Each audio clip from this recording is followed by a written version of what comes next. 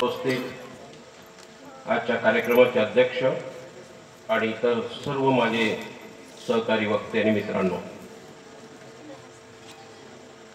पहिल्यांदा विजय भाऊंचं आणि त्यांच्या सर्व कुटुंबियांचं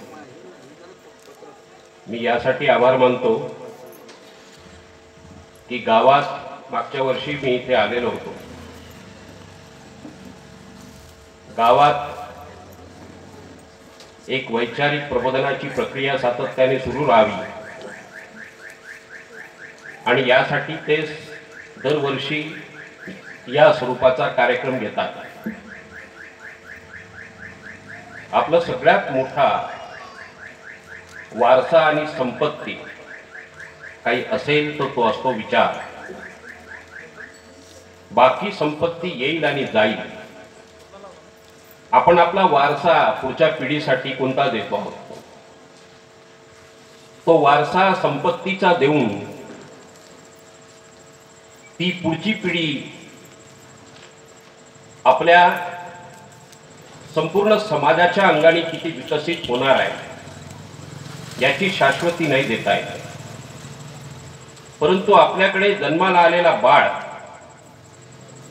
त्याला आपण कोणती वैचारिक धडे देत आहोत याकडे जर आपण बघितलं, याकडे जर आपण लक्ष घातलं तर आपल्याला कळतं की पुढची पिढी कशी असणार.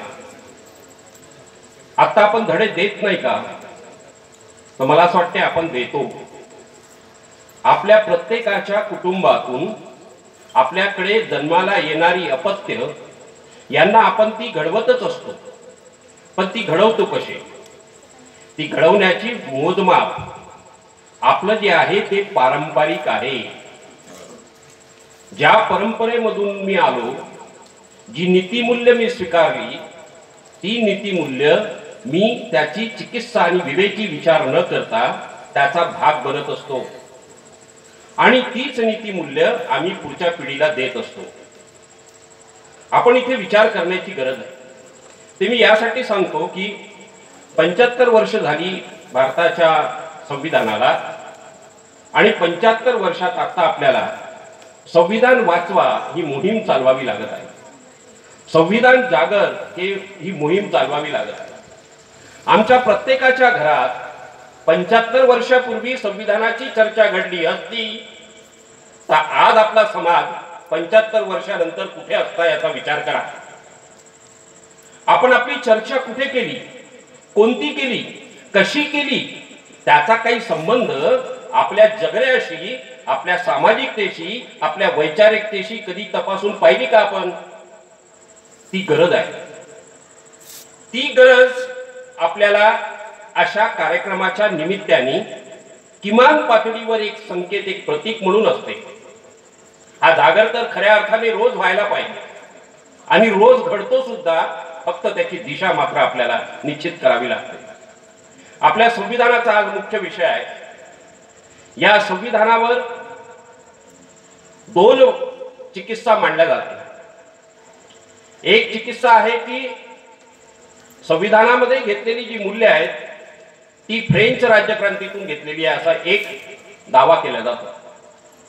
आणि दुसरा दावा ज्याचा उल्लेख स्वप्नीलने केला की या संविधानामध्ये भारताचं असं काहीच नाही, जे आहे ते बाहेरचं आहे असं म्हणणार आहे.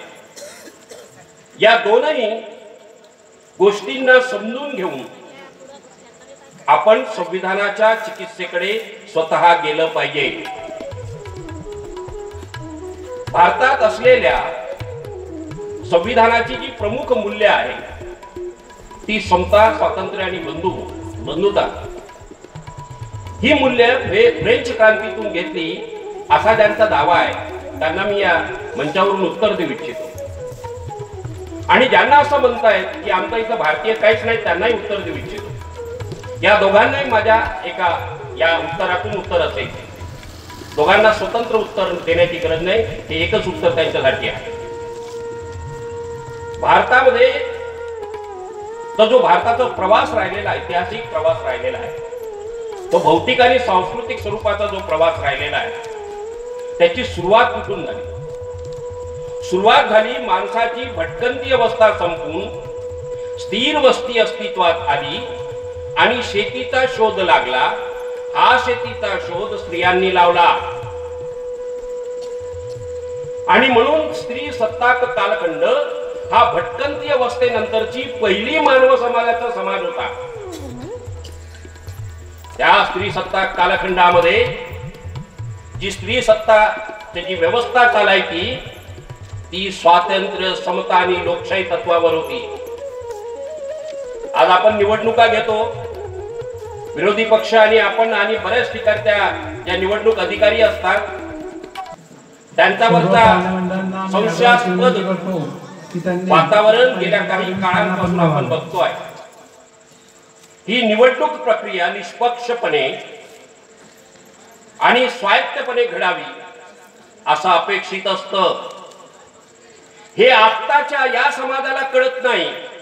ज्याची बंधनं संविधानाने या सगळ्यांवर लादलेली आहे ती जुगारून त्याच्या विरोधात जाणारे हा समाज, त्याचा अनुभव आपण रोज घेतो. याला उत्तर 4000 वर्षापूर्वी स्त्री सत्ताक कालखंडामध्ये दिला गेलेला आहे. तिथे सभा भरायच्या, गणसभा भरायच्या आणि त्या गणसभाला अपेक्षित होतं की सभेमध्ये जी मतं मांडल्या जातील त्यामध्ये मतभेद असण्याची शक्यता नाकारता येत नाही आणि म्हणून त्या मतभेदांचा स्वीकार करणे, मतभेदांना योग्य ते न्याय त्या सभेमध्ये देणे, मतभेदांमधल्या असलेल्या काही महत्वाच्या सुधार असतील तर त्याचा स्वीकार करणे, हे सूत्र भारताच्या स्त्री सत्ताक कालखंडामध्ये कुठे गेलं? 4000 वर्षाच्या या प्रवासामध्ये हे मूलभूत तत्व ज्याची प्रचिती नंतर भारताच्या समाजामध्ये जो परिवर्तनाचा विचार राहिला, जो बदलाचा विचार राहिला, जो समतेचा विचार राहिला, जो विकासाचा विचार राहिला, जो न्यायाचा विचार राहिला, त्याच्यामध्ये सतत सातत्याने डोकावत राहिलेला आहे. जैन तत्वज्ञान हे त्यातलं एक आहे. जेव्हा स्त्री सत्ताक कालखंडामध्ये ही जी सापेक्ष समतावादी समाज व्यवस्था होती, या समाज म्हणजे एक लक्षात घेतलं पाहिजे, भारतामध्ये आता खूप मोठ्या प्रमाणात, आताच नाही तर आधी सुद्धा सांगितलं जात होतं आणि अजूनही सांगतात मोठ्या मोठ्या आवाजात की सगळ्यात प्राचीन काय आहे? वेद आहे. आमची परंपरा ही सगळ्यात प्राचीन, समृद्ध आणि सगळ्या ज्ञानाने समृद्ध असल्याचं आजही सांगितलं जाते. त्याला उत्तर देता आलं पाहिजे. भारताची पहिली परंपरा ही साख्य परंपरा आहे, जी स्त्रियांनी निर्माण केली. साख्य तत्वज्ञान हे समतेच्या, सापेक्ष समतेवर उभं असलेलं तत्वज्ञान होतं. या तत्वज्ञानाला पराभूत करण्यासाठी, या समाज व्यवस्थेला पराभूत करण्यासाठी ब्राह्मणी व्यवस्थेने उत्तर मीमांसा आणि वेदांतिक तर्क रचना केली. आपल्या सगळ्यांना माहिती आहे वर्णव्यवस्थेचा कालखंड. या वर्णव्यवस्थेच्या निर्मिती ही स्त्री सत्ताक कालखंडानंतर झालेली आहे. मानव समाजाच्या भटकंती अवस्था संपल्यापासून वर्णव्यवस्था अस्तित्वात आलेली नाही. वर्णव्यवस्था अस्तित्वात आणल्या गेली आणि त्या वर्णव्यवस्थेने जी विषमतेची बीज आपल्या सगळ्यामध्ये दिली हजारो वर्ष, ते त्याचे परिणाम आजही आपल्याला भोगावे लागत आहे. आजही आमचा शेजारी अब्दुल्ला असेल तर आम्ही कसं बघतो याचा विचार केला पाहिजे. आमचा शेजारी कांबळे असेल तर आम्ही कसं बघतो याचा विचार केला पाहिजे. आणि आमच्या शेजारी जोशी असेल तर आमची प्रतिक्रिया काय असते हे आम्ही समजून घेतलं पाहिजे. हे जर समजून घेतलं नाही तर आपली गुलामीतून मुक्ती आम्ही कधीच करू शकणार नाही. भारतातला मूळ प्रश्न हा जाती व्यवस्थेचा प्रश्न आहे आणि या वर्णव्यवस्थेला विरोध करणारं पहिलं तत्वज्ञान भारतामधलं हे जैन तत्वज्ञान आहे. त्याने अनेकांत सर्वजीववाद हे तत्वज्ञान मांडलं. या तत्वज्ञानाची पार्श्वभूमी सुद्धा भारतीय समाजाच्या साख्य म्हणजे स्त्री सत्ताक कालखंडाच्या तत्वज्ञानाशी जोडलेली आहे. म्हणजे लक्षात घ्या, एक प्रवाह समतावादी, त्यानंतर दुसरा प्रवाह श देतो विषमतावादी. त्या विषमतावादी प्रवाहाला पुन्हा श देण्यासाठी जैन तत्वज्ञान उभं होतं. जैन तत्वज्ञानाचा विकास करून बौद्ध तत्वज्ञान विकसित होतं. हा प्रवाह सातत्याने आज तागायत आमच्यापर्यंत आलेला आहे. जैन तत्वज्ञानाच्या या संपूर्ण म्हणजे आपल्याकडे वेळ फार कमी आहे आणि महत्वाचे वक्ते पुन्हा बोलणं बाकी राहिलेलं आहे. 10 वाजता नियमाप्रमाणे आपला माईक बंद करणं हा एक संकेत आहे नागरिकत्वाचा, आणि म्हणून त्याचं भान ठेवून काही गोष्टी मी संकेत स्वरूपात मांडेन आणि 5 मिनिटात मी माझं म्हणणं संपेन. या संपूर्ण प्रवासामध्ये जैन तत्वज्ञानाने जी भूमिका घेतली ती वर्णव्यवस्थेच्या विरोधातली भूमिका होती, आणि वर्णव्यवस्थेच्या भूमिका घेत असताना त्याला जी पार्श्वभूमी होती ती साख्य तत्वज्ञानाची, स्त्री सत्ता कालखंडाच्या सापेक्ष समतावादी तत्वज्ञानाची होती. या जैन तत्वज्ञानाची निर्मितीची गरज का वाटली? महावीरांना, तीर्थंकरांना जैन तत्वज्ञानाच्या निर्मितीची गरज का वाटली हे लक्षात घ्या. तत्वज्ञान किंवा विचार एखाद्या विचारवंताच्या डोक्यात घरी बसून येत नसतात, तर ज्या समाजामध्ये तो जगत असतो त्या समाजाचे जे प्रश्न असतात, त्यातली जी विषमता असते, त्यातलं जे शोषण असते, जे अमानवीय जीवन असते, जी टोकाचं शोषणाची प्रक्रिया जी असते, उत्पादनाची प्रक्रिया असते, त्यातलं वितरणाची प्रक्रिया असते, त्यातला मालकी अमालकीचा संबंध असतो, हे जे सगळे ताणेबाणे असतात समाज व्यवस्थेचे, या ताण्याबाण्यातून जी प्रक्रिया घडते त्यातून तत्वज्ञान जन्माला येतात. जैन तत्वज्ञान हे जेव्हा साख्य तत्वज्ञानाच्या स्त्री सत्ता कालखंडानंतर ब्राह्मणी व्यवस्थेने जी प्रभुत्व निर्माण केलं आणि वर्णव्यवस्था निर्माण केली, त्यांनी त्या शोषणाच्या प्रक्रियेसाठी परलोकवाद उभा केला. हा परलोकवाद आजही आपण त्या परलोकवादाचा परिणाम आज आपल्यावर आहे, परंतु जैन तत्वज्ञानाने त्याचा विरोध केला आणि त्याला एक सडेतोड उत्तर दिलं. ते तत्व आमच्या जगण्यामध्ये अजून आलेलं नाही, हे आमची शोकांतिका आहे, हे लक्षात घेतलं पाहिजे.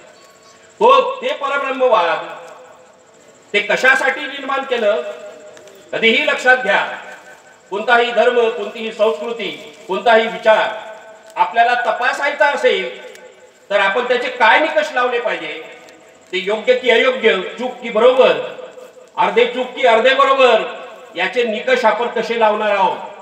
ज्या ज्या कालखंडामध्ये आपण जगतो आहोत त्या जगण्याच्या प्रश्नाची सोडवणूक आणि त्यातून मुक्ती देणारा कोणता विचार आहे याचा विचार केला गेला पाहिजे.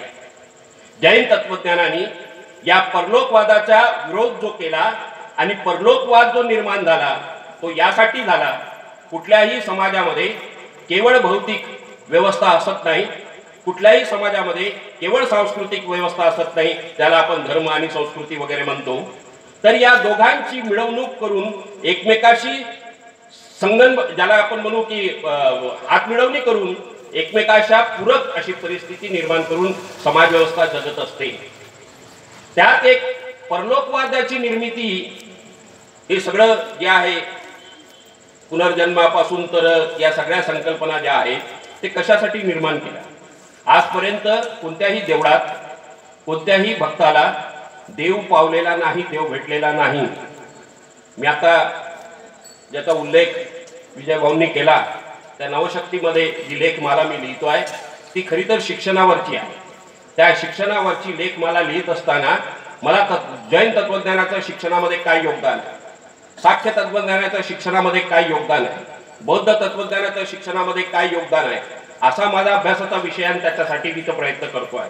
हे जेव्हा करत होतो याचा अभ्यास जेव्हा करताना असं लक्षात आलं की या जी संस्कृती तयार केल्या जाते ही संस्कृती तुमचं लक्ष भौतिक शोषणापासून अलिप्त करण्यासाठी, तिकडे तुमचं लक्ष विचलित करण्यासाठी केल्या जाते.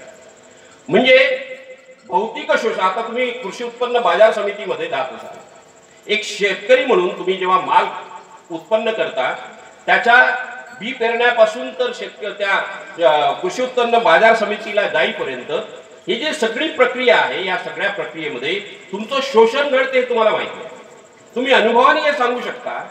पण जेव्हा याच अनुभवाच्या कसोटीवर त्याचं उत्तर सांस्कृतिक पातळीवर शोधतो तेव्हा मात्र आपण अगदी त्याच्या उलट वर्तन आपलं करतो.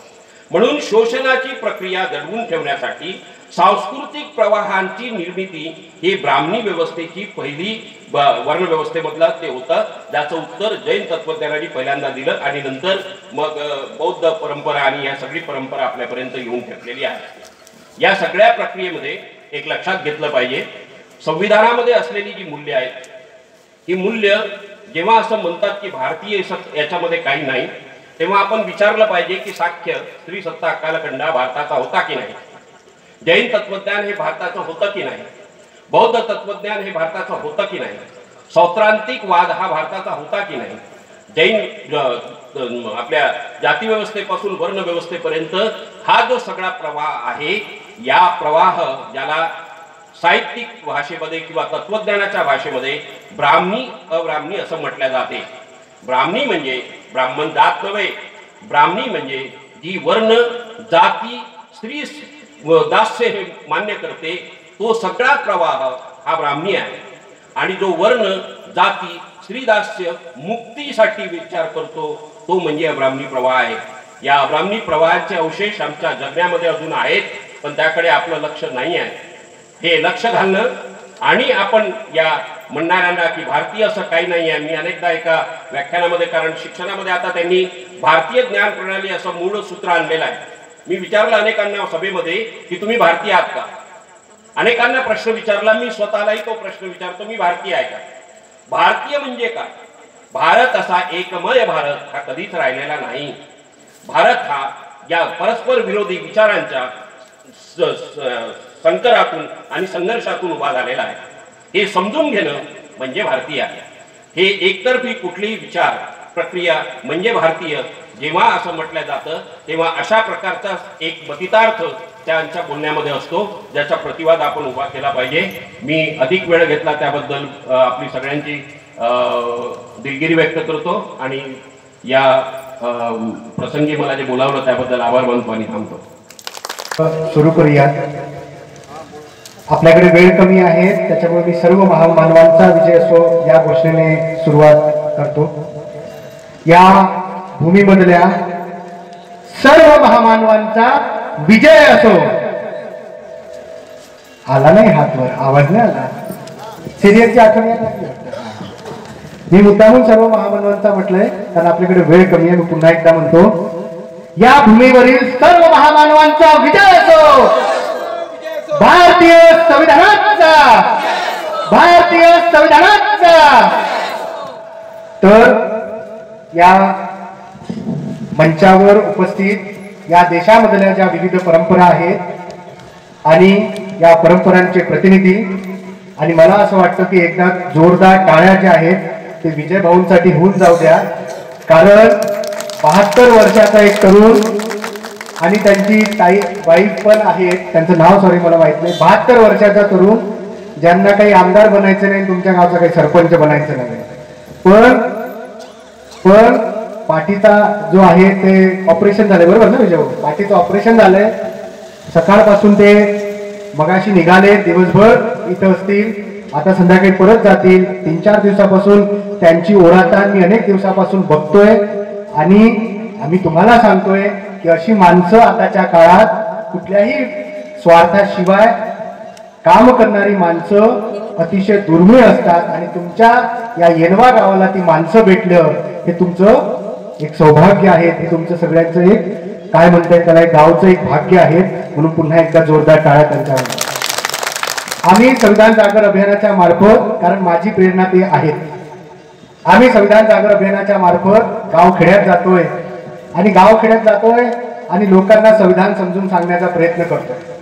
तर सर्वात पहिले जेव्हा संविधान समजून सांगतोय तेव्हा आम्हाला एक हे येतं की संविधान म्हणजे एक ठिकाणी कार्यक्रम करत होतो, संविधान म्हणजे काय होत आहे असं विचारलं तर ताईंनी म्हणलं बाबासाहेबांचं काहीतरी आहे. म्हटलं ताई तुमचा काही संबंध नाही का त्या संविधानाशी? तर त्या म्हणे की थोड्या त्या म्हणजे सगळ्या महिला होत्या आणि थोडं काही बोलत नव्हते. म्हणलं ठीक आहे, संबंध नाही ना, मग आपण बोलूया. आम्ही एका घरी गेलो आणि त्यांना विचारलं ताई संविधान म्हणजे काय हो? तर त्या ताई म्हणल्या नवीन काहीतरी धान आलंय वाटतं. धान म्हणजे नवीन काहीतरी पीक आलंय वाटतं. तर विजय भाऊंनी महत्वाचा विषय ठेवलेला आहे की भारतीय संत चळवळीचा संविधानावरील प्रभाव. तर सर्वात प्रथम संविधान काय आहे ते साध्या सोप्या भाषेत म्हणजे समजायचं असेल तर या मुली ज्या गाणं म्हणतात त्या कॉलेजमध्ये जात असतील तर त्यांना कॉलेजमध्ये जाण्याचा अधिकार जो दिलाय तो संविधानाने दिलाय. आपल्या घरी येणाऱ्या वीज, आपल्या घरासमोरचा लाईट, आपल्या घरासमोरचा रस्ता, हे सगळं कशामुळे आहे? हे संविधानामुळे. बायको नवऱ्याचं भांडण झालं तर काय करायचं हे पण संविधान सांगायचं आणि प्रेम कसं करायचं ते पण संविधान सांगायचं. त्यानंतर शेती करत असताना आपलं आयुष्य चांगलं झालं पाहिजे याच्यासाठी सरकारनं काय काय केलं पाहिजे हे पण संविधान सांगतं. आपली मुलं बाळं शिकली पाहिजे, शिकल्यानंतर नोकऱ्या मिळाल्या पाहिजे की नाही हे पण संविधान सांगतं. आपल्या घरामध्ये जर भाजीचे भाव वाढत असेल, मिठाचा भाव वाढत असेल, ते वाढलं पाहिजे की नाही पाहिजे, त्याचं काय केलं पाहिजे हे पण संविधान सांगतं. आपल्या घरामध्ये येणारी प्रत्येक गोष्ट जी काही आहे ते संविधानामुळे आहे. आणि मी जेव्हा म्हणतो आपलं घर, तर आपलं घर म्हणण्याचा अधिकार, संपत्तीचा अधिकार पण संविधान देते. आणि या गावामध्ये जर कुणाच्या घरावर कोणी कब्जा करण्याचा प्रयत्न केला तर तो जातो पोलीस स्टेशनमध्ये, जातो का नाही? तर त्याला पोलीस स्टेशनमध्ये जाण्याचा अधिकार पण संविधान देते. म्हणजे आयुष्याचं सकाळी उठल्यापासून संध्याकाळपर्यंत प्रत्येक घडोघडी आपलं संविधान आपल्या आयुष्यामध्ये कुठं ना कुठं प्रवेश करत असतं. संविधान आपल्या आयुष्याबद्दल निर्णय घेत असतं. तो संविधान निर्णय घेतं, पण आपल्याला माहित नसतं की संविधान म्हणजे नेमकं काय. तर भाऊ, आपल्याला मिळत असणारा पैसा, आपल्याला मिळत असणारी नोकरी, आपल्याला मिळत असणारं शिक्षण, आपलं घर हे संविधानामुळे आहेत. कारण संविधानाच्या अगोदर याचा कुठलाही अधिकार आपल्यापैकी कुणालाच नव्हता. आणि म्हणून हे संविधान जे आहे ते कोणत्या एका विशिष्ट समाजाचं नाहीये, तर ते सर्व जाती आणि धर्माचं आहे. तुम्ही जी प्रास्ताविका वाचली त्या प्रास्ताविकामध्ये एका जातीचा किंवा धर्माचा उल्लेख आहे का? आहे का जातीचा धर्माचा उल्लेख? तर त्याच्यामध्ये कोणत्याही जातीचा किंवा धर्माचा उल्लेख नाहीये. ती प्रास्ताविका जी आहे ती सर्वांची आहे. आणि अलीकडे काय झालंय, मला वाटतं विजयभाऊंनी मुद्दामून हा विषय ठेवला असेल. अलीकडे काय झालंय, संविधानावर एक आरोप केला जातो की संविधान हे विदेशी आहे. हे लोक ते आरोप करतात जे रोज संध्याकाळी विदेशी चालतं त्यांना, पण संविधान विदेशी आहे, त्याच्यामध्ये देशी काही नाही म्हणतात. आणि मग ते संविधानावर कसा आरोप करतात आणि संविधान बदलण्याचा आरोप हे करतात. तर मी जास्त वेळ नाही, आपल्याकडे बऱ्याच लोकांना बोलायचंय. आम्ही हा 2-3 तासाचा दिवसभराचं असं सेशन घेतो असतो. जसं शिबिर होतं तसं शिबिर घेतो. आपल्याला घरी भूक पण लागली असेल, त्याच्यामुळे एवढा वेळ मी बोलणार नाही. पण सुरुवात जी करतो, ज्या संविधानाची प्रास्ताविका जी आपण घेतली, त्या संविधानाच्या प्रास्ताविकेची जी सुरुवात होते ती कशापासून होते? ताई, तुम्ही आता जी संविधानाची प्रास्ताविका घेतली, ताईंनी घेतली प्रास्ताविक, ती प्रास्ताविकेची सुरुवात कशापासून होते? आम्ही भारताचे लोक. आता आम्ही भारताचे लोक हे कुठनं आलं, तर वारकरी संप्रदायामध्ये. वारकरी संप्रदायाचे जे हबप महाराज आहे ते आहे तिथं. पण वारकरी संप्रदायाचे एक अभंग आहे, तो अभंग म्हणतो, यारे यारे लहान थोर भलते याती नारी नर. म्हणजे काय, कशाला या? वारकरी संप्रदाय म्हणतो की जे लहान असतील, लहान शिक्षक पोरं असतील आणि 60 वर्षाची माय माऊली असेल, त्या सर्वांनी यावं. नारी नर म्हणजे स्त्रीनं पण यावं आणि पुरुषला पण यावं. कशाला यावं? महाप्रसादाचं जेवण करायला का? तर वारकरी संप्रदायाचा विचार पुढे जर न्यायचा असेल तर सर्व लहान आणि थोर आणि स्त्री आणि पुरुषांनी एकत्र आलं पाहिजे. आम्ही भारताचे लोक जेव्हा आपण म्हणतो तेव्हा त्याच्यामध्ये पण तोच विचार आहे. या देशाला जर घडवायचं असेल किंवा या देशाला बिघडवायचं असेल तरी कोण बिघडवणार? तुम्ही आणि मीच बिघडवणार. जर शेतीला भाव मिळत नसेल तर आपण यज्ञ करतो का? काय करतो? मोर्चा काढतो का नाही? मोर्चा काढतो ना. तर तो का काढतो? कारण आपलं काय होईल, या देशाचं काय होईल हे कोण ठरवतं? हे आपणच ठरवतो. म्हणून आम्ही भारताचे लोक तिथं. त्यानंतर तिथं सार्वभौम शब्द आहेत. संत नामदेव महाराज म्हणतात की विठू माऊली हे सार्वभौम आहेत, स्वतंत्र आहेत आणि ती आमच्यावर प्रेम करते, ती आमच्यावर काळजी घेते. त्यानंतर समाजवादी एक शब्द आहे. समाजवादी म्हणजे काय? संत ज्ञानेश्वर माऊली पसायदानामध्ये म्हणतात, जो जे वांछिल तो ते लावो प्राणी जात. म्हणता का नाही भाऊ? म्हणजे काय? म्हणजे ते हे म्हणतात की ज्याला जे काही पाहिजे ते तोय मिळो. जर शेतकऱ्याला चांगलं बियाणं पाहिजे असेल, शेतकऱ्याला जर चांगला पिकाला भाव पाहिजे असेल, त्या दूध डेअरीवाल्याला जर दुधाला चांगला भाव मिळत पाहिजे असेल तर त्याला ते मिळो आणि समाजवादी विचार हाच विचार आहे का नाही? धर्मनिरपेक्ष म्हणजे काय? म्हणजे कुठल्याही धर्मामध्ये सरकार चालवत असताना कुठल्याही धर्मामध्ये तो मुस्लिम धर्माचा असो, ख्रिश्चन धर्माचा असो की कुठल्याही धर्माचा असो, हिंदू धर्माचा असो, तो धर्म भेद चालणार नाहीत. हे कुठं आलंय? संत तुकाराम महाराजांची पालखी जेव्हा निघते, बाबा तिथं माळ घालून बसलेले आहेत. अनेकदा वारकरी याला गेले असेल, संत तुकाराम महाराजांची जेव्हा पालखी निघते तेव्हा ती अनगडशा बाबांच्या दर्ग्यामध्ये थांबते. तिथं पहिला विसावा त्यांच्याकडे असतो. छत्रपती याच्यावर बरंच काही बोलता येतं, फार वेळ बोलणार नाही. छत्रपती शिवाजी महाराजांच्या राज्यामध्ये, त्यांच्या सैन्यामध्ये सर्व जाती धर्माची लोक होती. ती हिंदू पण होती, मुस्लिम पण होती. आणि हे राज्य जे होते कोणतं होतं?